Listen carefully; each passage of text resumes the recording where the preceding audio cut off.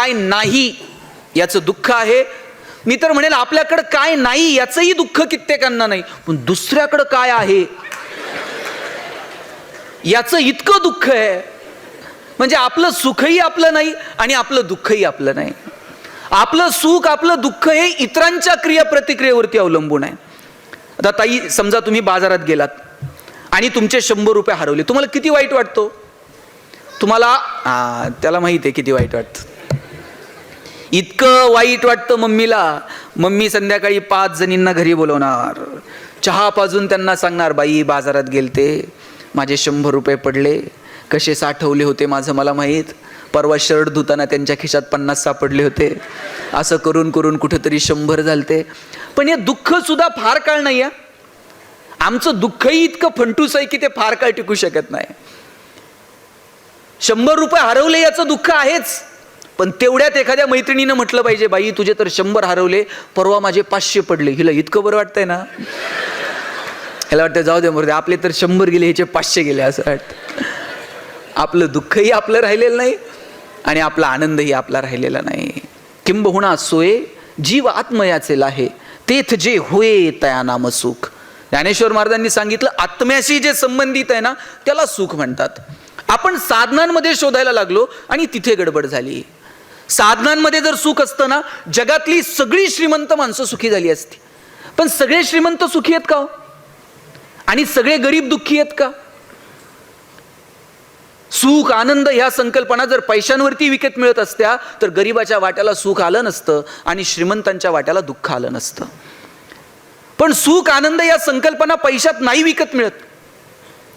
ती अंतर्मनाची कॅरेक्टरिस्टिक आहे. म्हणून आपलं सुखही आपलं आहे, आपलं दुःखही आपलं आहे. पण दुर्दैवानं ते इतरांच्या क्रियेप्रतिक्रियेवरती अवलंबून राहिलं आणि तेच आपल्या दुःखाचं कारण ठरलं. तुम्हाला आनंदी राहायचंय का हो? किती जणांना राहायचंय? हात वर करा बरं, किती जणांना आनंदी राहायचंय? तुम्हाला एवढंच आनंदी राहायचंय का? किती जणांना आनंदी राहायचंय? सगळ्यांना आनंदी राहायचंय, बरोबर. आता मी दुसरा प्रश्न विचारतो, आनंदी राहायचंय की आपण आनंदी आहोत हे जगाला दाखवायचंय? मग राहणं खूप सोपं आहे. आपल्याला आनंदी राहायचं नाहीच आहे, आपण आनंदी आहोत हे जगाला कळावं यातच आपल्याला इंटरेस्ट आहे. लाखो रुपये खर्च करून लोक परदेशात जातात आणि तिथं काहीच बघत नाहीत. त्याच्या डोक्यात एकच असतंय, फोटो काढतंय स्टेटसला ठेवतंय, फोटो काढतंय स्टेटसला ठेवतंय. त्याला ते बघण्यात इंटरेस्ट नाहीये, आपण कुठे आहोत हे जगाला कळलं पाहिजे यात त्याला जास्त इंटरेस्ट आहे. बरं, तुमच्याकडे मोबाईल आहे, स्टेटस ठेवलं तर काही चुकीचं आहे का? सुविधा आहे, ठेवलं पाहिजे. पण खरं दुःख कधी माहितीये? ज्याच्यासाठी स्टेटस ठेवलंय त्यानं जर बघितलं नाही ना, इतकं दुःख होतंय, असं वाटतंय सगळ्या ट्रिपचे पैसे व्हायला गेले. आपला आनंदही आपला नाही आणि आपलं दुःखही आपलं नाही. मला वाटतं आनंदानं जर जगायचं असेल तर थोडंसं डोळे सताड उघडे ठेवून समाजाकडे बघितलं पाहिजे. आपल्याकडे जे आहे त्यातलं थोडं तरी समाजाला देता आलं पाहिजे. ती देण्याची दानत आपल्यामध्ये असली पाहिजे. भगवंतानं आपल्याला 2 हात दिलेत. एक हात जर घेण्यासाठी दिला असेल तर दुसरा हात देण्यासाठी दिलेला आहे. प्रत्येक गोष्टीचं प्रयोजन आहे. भगवंतानं एकच हात असा गळ्यातून दिला असता आणि सांगितलं असतं भागून घे, चाललं असतं. सवयीनं माणसं तसं वागत राहिली असती. पण 2 हात याच्यासाठी दिलेत, बाबा एका हातानं घेता येते तर दुसऱ्या हातानं थोडंसं दे. बरं बघा, घेतलेला श्वास सोडावा लागतो. असं आहे का श्वास घ्या आणि सोडूच नका? बघा, जमतंय का? घेतलेला प्रत्येक श्वास सोडावा लागतो. कमवलेल्या सगळ्या गोष्टी इथे ठेवून जाव्या लागतील. एकही गोष्ट घेऊन जाता येणार नाही. भूक संपल्यानंतर जेवता येत नाही. तहान भागल्यानंतर पाणी पिता येत नाही. आपल्याकडे 10 गाड्या आहेत पण एकाच गाडीत प्रवास करता येतो. दारात 10 गाड्या आहेत, मग असं होतं का डोकं इकडे ठेवू, हात ह्या गाडीत ठेवू आणि सगळे नंतर एकत्र भेटू कुठेतरी? 10 जरी असल्या तरी एकाच गाडीत फिरावं लागतंय. 10 बेडरूम आहेत पण कुठेतरी एकत्र एकाच बेडरूम मध्ये झोपावं लागणार आहे. काहीही घेऊन जाता येणार नाही. याचा अर्थ असाही नाही की तुम्ही कमवू नका. मी तर म्हणतो जेवढं कमवता येईल तेवढं कमवा. पण तुकाराम महाराजांचे खूप सुंदर विधान आहे, जोडून या धन उत्तम व्यवहारे. आपला व्यवहार उत्तम असला पाहिजे.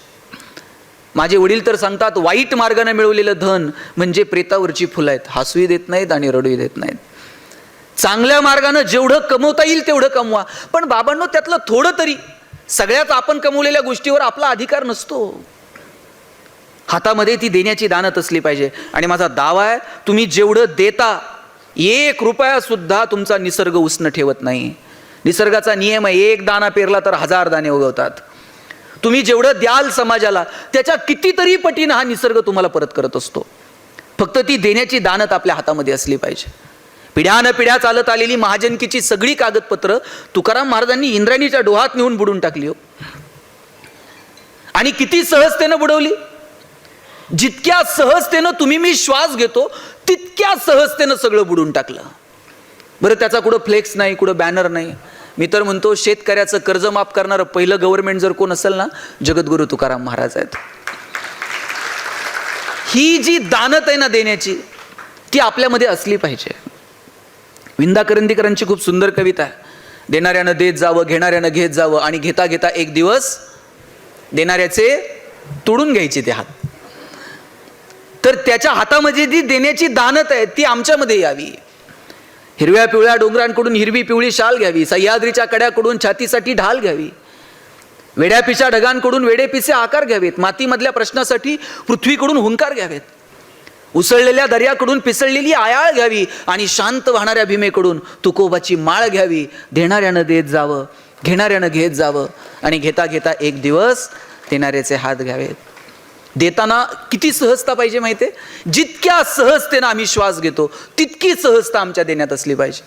दिल्यानंतर काहींना पस्ताव येतो, उगच दिलं म्हणते, याला भावनिक झालो, नसतं दिलं तरी जमलं असतं असं वाटतंय. एक खेड्यातला मित्र शहरात आला, आणि हा शहरातला मित्र काहीतरी कार्यक्रमासाठी बाहेर निघाला होता. आणि ग्रामीण भागातून आलेल्या त्या मित्राला म्हटलं, अरे चल, मी एका पाहुण्यांकडे भेटायला चाललोय, आपण 5 मिनिटात जाऊन येऊ. तो म्हटलं, नाही, तू जाऊन ये, मी घरीच थांबतो तुझ्या, तू ये पटकन जाऊन. अरे चल रे माझ्यासोबत. अरे म्हटलं, माझे कपडे बघ, मी आत्ता गावाकडनं आलो, माझ्याकडे आत्ता ड्रेस पण नाही की तुझ्यासोबत कुणाकडे भेटायला यावं, असं चांगले कपडे माझ्याकडे नाही आहेत. तो म्हटला, एवढंच ना, कालच मी नवीन ड्रेस आणलाय, तो तू घाल आणि चल माझ्यासोबत. यानं नवा कोरा ड्रेस मित्राकडे दिला, त्याला सांगितलं, हा घालून ये, आपण पटकन जाऊन येऊयात. मित्रानं तो नवा कोरा ड्रेस असा चढवला, आणि ते गावाकडचं पोरगा असा राजबिंडा दिसायला लागलं. ह्याला वाटलं, हा मी घातला असता तरी चालला असतं. म्हटलं, उगच याला दिला म्हटलं. पण आता दिलाय, काही बोलताय ना. आणि मग ज्या पाहुण्यांकडे भेटायला जायचं होतं त्यांच्याकडे हे 2 जण गेले. 2 जण गेल्यानंतर हे गावाकडचं पोरगा असलं राजबिंडा दिसत होतं, ते पाहुणे सुद्धा त्याच्याकडेच बघायला लागले. आणि पाहुण्यांनी विचारलं, कोण आहे ते? हा माझा मित्र आहे, लहानपणापासून आम्ही एका शाळेत शिकलो, गावाकडे आता शेती करतो, मी शहरात आलो, शहरात मला मोठ्या पगाराची नोकरी लागली. हा गावाकडेच असतो, पण फार सज्जन आहे. आजच शहरात आला होता, माझ्याकडे आला, त्याला घालायला कपडे नव्हते, त्यानं अंगावर घातलेले कपडे माझे कपडे आहेत. ते पाहुणे त्या मित्राकडे असं बघायला लागले. मित्र ह्याच्याकडे असा डोळे वासून बघायला लागला. तुला हे सांगायची गरज होती का की हे कपडे माझे आहेत? आणि त्यांनी तुला विचारलं होतं का हा कोणाचे कपडे घालून आलाय? पण हे इतकं अस्वस्थ होतं की माझ्या कपड्यामध्ये ही किती सुंदर दिसतंय. आणि मग बाहेर पाहुण्यांच्या तिथून बाहेर गेल्याबरोबर यानं बटन काढले, हे तुझे शर्ट आणि तुझे कपडे अजिबात तुझ्यासोबत. म्हणलं, बाबा चूक झाली, मला ते कपड्यांचं सांगायचं नव्हतं, पण अनावधानानं आलं. पुढच्या घरी फक्त जाऊयात, त्यांना 2 मिनिटं एक निमंत्रण देऊयात आणि लगेच निघूयात. आता मात्र मी कपड्यांविषयी काहीच बोलणार नाही. दुसऱ्या पाहुण्याच्या घरी गेले, तिथेही याचाच प्रभाव पडला. याच्याकडे पाहुणे बघत राहिले, म्हणले, कोण हा राजबिंडा तरुण? ह्यानं सांगितलं, हे शेतकरी आहे, हे शेती करतंय, प्रचंड कष्ट करतंय, मी गावाकडून शहरात आलो, मला नोकरी लागली, मला बलाढ्य पगाराची नोकरी मिळाली, हा आजच आला होता, आणि कपड्यांविषयी तर मी अजिबात बोलणार नाहीत, ते माझे आहेत म्हटलं. बाहेर आल्यानंतर ह्याला वाटलं, आता याचा गळा दाबू का काय करू? हा म्हटलं, आता तर मी तुझ्यासोबत कुठंच येत नसतो. यानं पाय पकडले आणि म्हटला, शपथ घेऊन सांगतो, मी आता कपड्यांवरती बोलणार नाही. तिसऱ्या ठिकाणी गेला, परत याचा प्रभाव पडला. कोण काय विचारायच्या अगोदरच त्यांना सांगायला सुरू केलं, गावाकडून आलंय, मला मोठ्या पगाराची नोकरी लागली. आणि हे सांगणार तेवढ्या त्याला आठवलं आणि म्हटलं, कपड्यांविषयी तर मी शपथ घेतलीये, पण खरंच माझे आहेत म्हणून ते इतकं भारी दिसतंय. म्हटलं काय काय माणसं होतो आपण.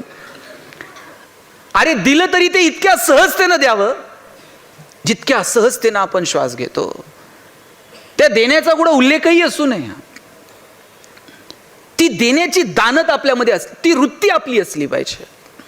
आणि त्याच्यासाठी थोडंसं मोठं मन करावं लागतं. ज्या दिवशी ते मोठं मन होईल ना, मी तर म्हणतो काय ओ ज्ञानेश्वरांचं मन आहे, काय ज्ञानोबांचा मनाचा मोठेपणा. एवढा नाही, त्याच्या किंचितचा जरी मनाचा मोठेपणा आपल्याकडे आला ना, तर आपल्या सगळ्यांचं जगणं सुंदर होऊन जाईल. काय ज्ञानोबांची वृत्ती. अहो भगवंताकडे मागायची वेळ आली तर ज्ञानोबा काय म्हटले, आपल्याला जर मागायची वेळ आली तर आपण काय मागू. नवरा बायकोसाठी मागल, बायको नवऱ्यासाठी मागल, दोघं मिळून पोरांसाठी मागतील, फार फार तर मेहुण्यासाठी मेहुणीसाठी. ह्याच्या पलीकडं आपलं नाही. आणि ज्ञानोबांना मागायची वेळ आली तर ज्ञानोबा म्हटले, जो जे वांछील तो ते लाहो प्राणी जात. ज्याला ज्याला जे जे हवंय ते मिळू दे. अरे काय लोकांनी अवहेलना केली, किती लोकांनी त्रास दिला. इंद्रायणीमध्ये आंघोळीसाठी पाऊल ठेवायला लागले ज्ञानोबा, तो लोकांनी आंघोळ करू दिली नाही. तुम्ही संन्यासाची पोरा, तुम्हाला इथं पाय ठेवायचा अधिकार नाही. ज्ञानोबा म्हटले, मी जर इंद्रायणीत पाऊल ठेवलं तर काय होईल. धर्म मार्तंडांनी सांगितलं, तुम्ही जर इथं पाऊल ठेवलं तर इंद्रायणी अपवित्र होऊन जाईल. ज्ञानोबांनी इंद्रायणीचं पाणी असं उंजळीत उचललं आणि सांगितलं, या उंजळीत दिसणारा चंद्र साक्षात गंगेत दिसणारा चंद्र आणि या इंद्रायणीमध्ये दिसणारा चंद्र एकमेकांपेक्षा वेगळा आहे का. मग मी इथं पाय ठेवल्यानंतर हे पाणी अपवित्र होईल कसं. इंद्रायणी साक्षात गंगा आहे, ती अपवित्र होईल कशी. लोकांनी सांगितलं, हुज्जत घालू नकोस. ज्ञानोबा धाडसानं पाऊल ठेवायला लागले तर दगड धोंडे घेऊन लोक मागं लागली आणि ज्ञानोबांना इंद्रायणीतून पिटाळून घरी लावलं. घरी जाता जाता थोडेसे खरचटलं, हाताला लागलं, झोपडीत एका कोपऱ्यात जाऊन ज्ञानोबा रडत बसले. आणि रुक्मिणीनं जवळ घेतलं, आईनं जवळ घेतलं आणि विचारलं, ज्ञाना रडतोस का. पण ज्ञानोबांनी सांगितलं नाही की लोकांनी माझी अवहेलना केली का तर आईला वाईट वाटू नये. किती दुःख सहन करावं. अहो मुक्ताईला मांडे भाजून खायचे होते तर लोकांनी खापर दिलं नाही. एवढा लोकांनी त्रास दिला, एवढी अवहेलना केली आणि एवढं सगळं झाल्यानंतर मागायची वेळ आली भगवंताकडे तर हे सगळं विसरले हो ज्ञानोबा. आपण ज्ञानेश्वरी वाचली असेल, ज्ञानेश्वरीमध्ये कुठेतरी ज्ञानोबांनी त्यांच्या जगण्यातलं दुःख व्यक्त केलंय. मागायची वेळ आली तर ज्ञानोबा म्हटले, जो जे वांछील तो ते लाहो प्राणी जात. देवा ज्याला ज्याला जे जे हवंय ते मिळू दे. काय मनाचा मोठेपणा आहे वा. मला या दोन लोकांचा फार हेवा वाटतो. एक भगवान श्रीकृष्ण आणि दुसरे ज्ञानेश्वर महाराज. भगवान श्रीकृष्णाचा याच्यासाठी काय अफाट वक्तृत्व आहे कृष्णाचं. आता इथं तुम्ही मला बोलायला बोलवलंय, काय हो बोलायला लागतंय. इतकी सुंदर सिस्टीम आहे, मस्त ऑडिटोरियम आहे, तुम्ही छानपैकी ऐकतायत, मला काय बोलायला अडचण आहे. भगवान श्रीकृष्णानं गीता सांगितली कुठं.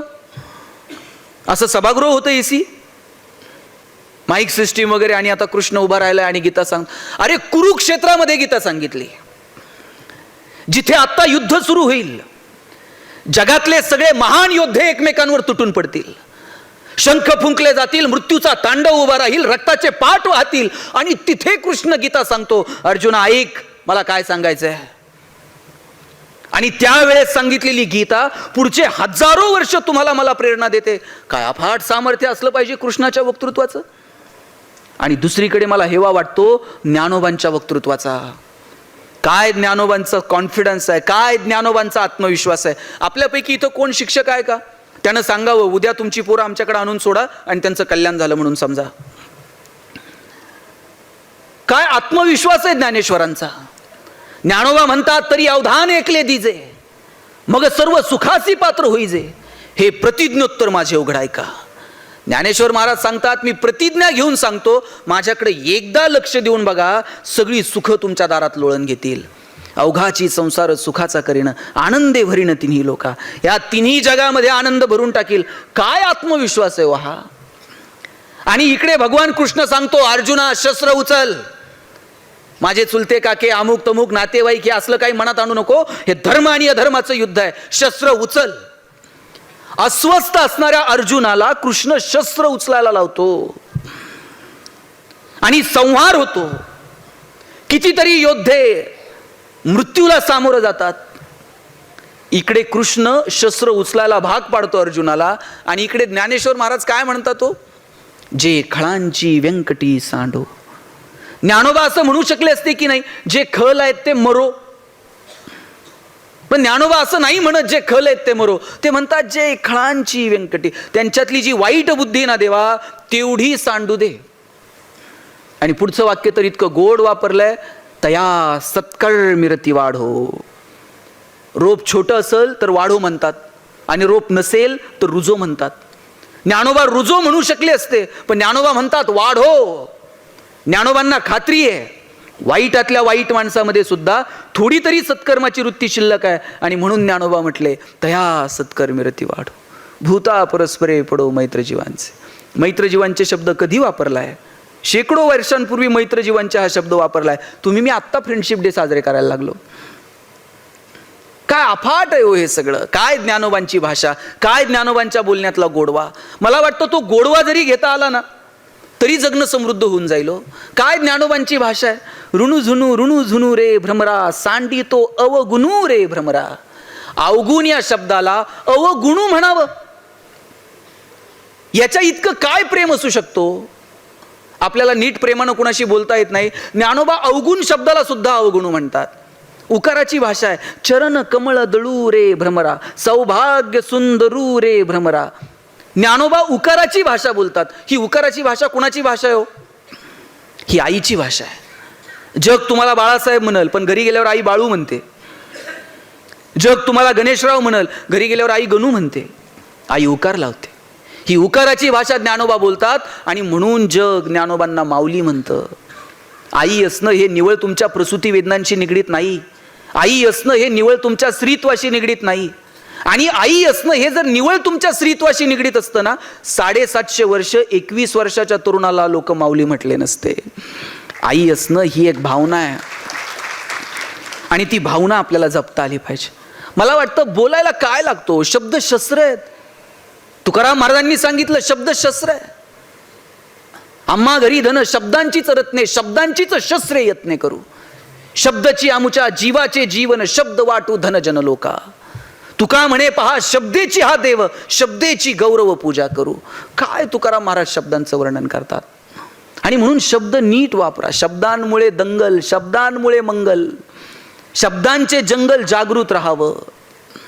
जिभेवरी दातास, जिभेवरी ताबा, सर्व सुखदाता. नानी वाणी नासू नये, नानी वाणी पाणी नासू नये. काय काय भाषा आहे. आपल्या जिभेवर आपला ताबा असावा. अहो दुर्योधन पडला तर पडलेल्या दुर्योधनाकडे बघून वरतून द्रौपदी म्हणाली अंधे का पुत अंधा. ते वाक्य इतकं वर्मी लागलं की ज्या वेळेस शकुनी मामानं टाकलेल्या फाशांमध्ये हे सगळे पांडव हरले, शेवटी द्रौपदीला डावावरती लावलं आणि द्रौपदीला सुद्धा कौरवांनी जिंकलं. त्यावेळेस दुर्योधनाला हे वाक्य आठवलं की द्रौपदीनं माझा अपमान केला होता, अंधे का पुत अंधा. एक वाक्य हो. आणि दुःशासनाला आदेश दिला द्रौपदीच्या केसांना धरून सभागृहात घेऊन या. दुर्योधन शूर आहे. सभागृहामध्ये अनेक शूरवीर उपस्थित आहेत. पण दुःशासन ज्या वेळेस द्रौपदीला केसांना धरून घेऊन आला, कुणाचंही धाडस झालं नाही की दुर्योधनाला म्हणावं थांब.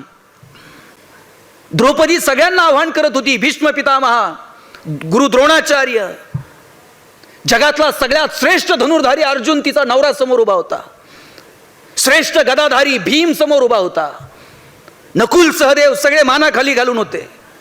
द्रौपदीनं सगळ्यांना आव्हान केलं, पण कोणी तिच्या मदतीला आलं नाही. आणि शेवटी धावा केला कृष्णाचा. मी मगाशी म्हटलं की तुम्ही एक दाना पेरला तर 1000 दाणे उगवतात.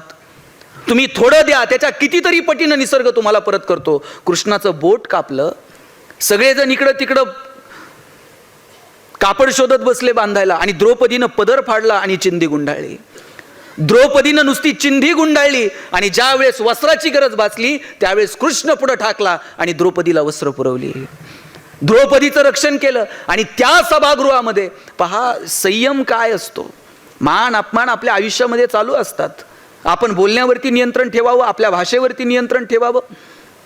ज्यावेळेस आपण एकांतात असतो त्यावेळेस आपल्या विचारावर, आणि ज्यावेळेस आपण समाजात असतो त्यावेळेस आपण आपल्या शब्दांवर नियंत्रण ठेवलं पाहिजे.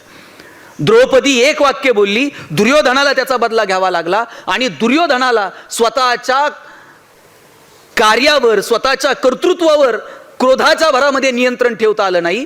तो ज्या पद्धतीनं द्रौपदी सोबत वागला ते निंदनीय होतं, ते धर्माला धरून नव्हतं.